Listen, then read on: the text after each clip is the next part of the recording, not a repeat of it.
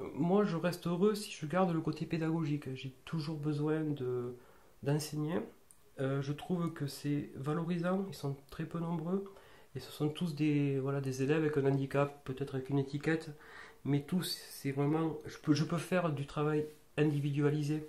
C'est-à-dire que même s'il y a un 10 quelque chose, les élèves ne seront pas les mêmes, n'auront pas les mêmes besoins. Donc j'adore découvrir ça, voilà, et comment je vais pouvoir les aider. Mais on dépasse le cadre du savoir et des connaissances scolaires. Là, il faut les aider à tous les niveaux.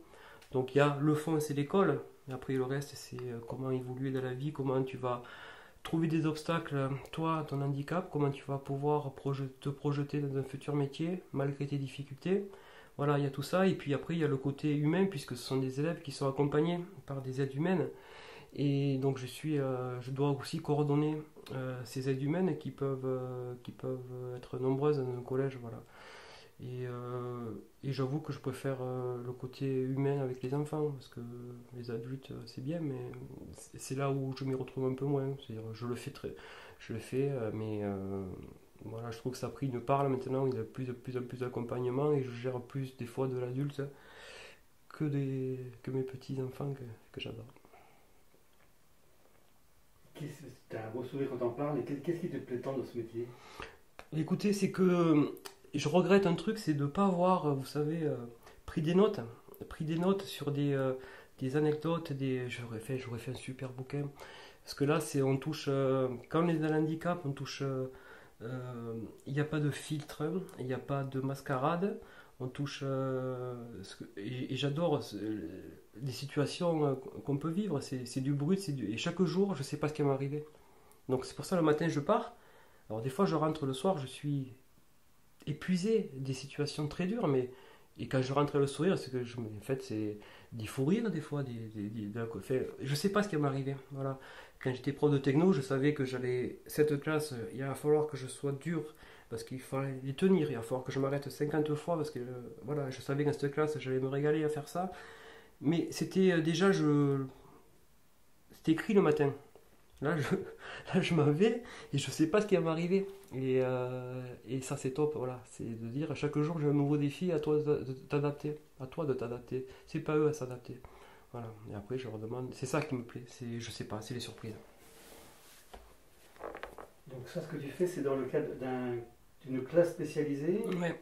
dans un collège normal? Ouais. Alors, en fait, une ULIS, ça existe dans les écoles élémentaires et également au collège, même au lycée. C'est-à-dire que, en fait, ce sont des élèves qui sont notifiés avec un handicap, qui ont droit à cette unité, mais après le but c'est qu'ils fonctionnent dans le collège ordinaire.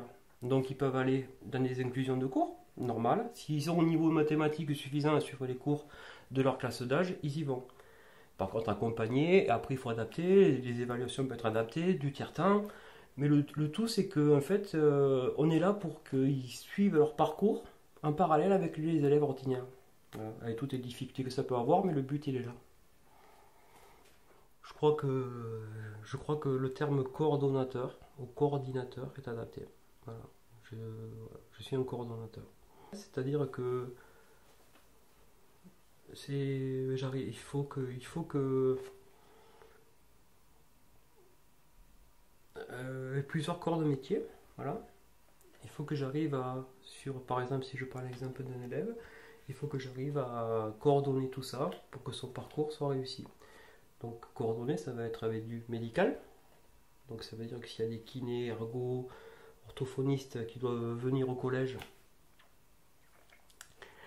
euh, qui doivent venir au collège, ben, je vais essayer de coordonner leur rencontre, qu'ils puissent venir. Ensuite, il y a le travail des AVS que je dois coordonner.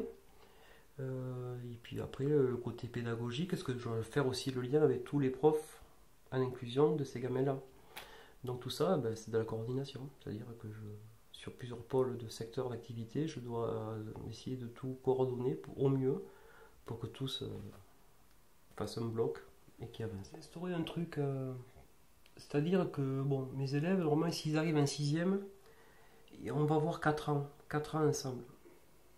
Et c'est un long parcours, semé d'embûches, d'obstacles, des fois de trucs pas possibles.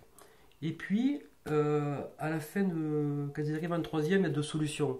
Soit ce sont des élèves qui, allez, qui scolairement s'accrochent et on va dire tiens, tu vas passer ton brevet comme les autres, tu vas l'avoir ou pas, mais on va tenter. Sinon, si c'est trop juste pour ça, on fait passer le CFG, un certificat de formation générale. Bon, quoi qu'il en soit, vu que le parcours a été très long, moi, chaque fois, je leur dis en fin de troisième, que tu aies ton CFG ou ton brevet, c'est on se fait une journée, je viens vous chercher chez vous, on se fait une journée ciné, McDo, et on passe une journée ensemble, voilà, pour se dire au revoir.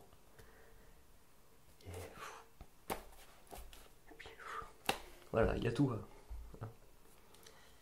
Et ouais, c'est dur, c'est pareil.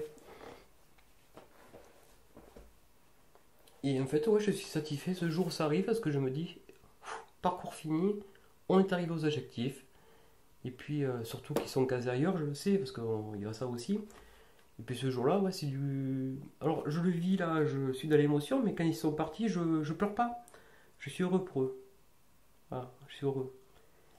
Et après, je me dis, humainement, putain, lui, qu'est-ce que je l'aimais, quoi. Il va me manquer, voilà. Mais ça, je le montre pas. Mais ouais, là, c'est un accomplissement. Voilà. Et après, on reprend la force pour dire, ben, l'année prochaine, ce sera deux autres, et il y en a qui vont arriver, ce sera 4 ans encore, et un cycle, voilà. En disant, chaque fois, j'espère que tu auras la force, le courage de mener les mêmes, au même endroit.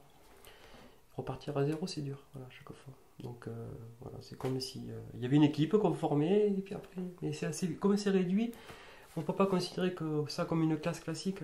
Je sais qu'un prof là qui a un programme, je sais qu'année d'après il va sûrement changer d'élève. C'est pas du tout le. Là, je rentre vraiment, on rentre dans un truc, on rentre dans leur vie et puis en espérant que ça se passe au mieux, qu'ils accrochent et qu'il y ait de la tâche.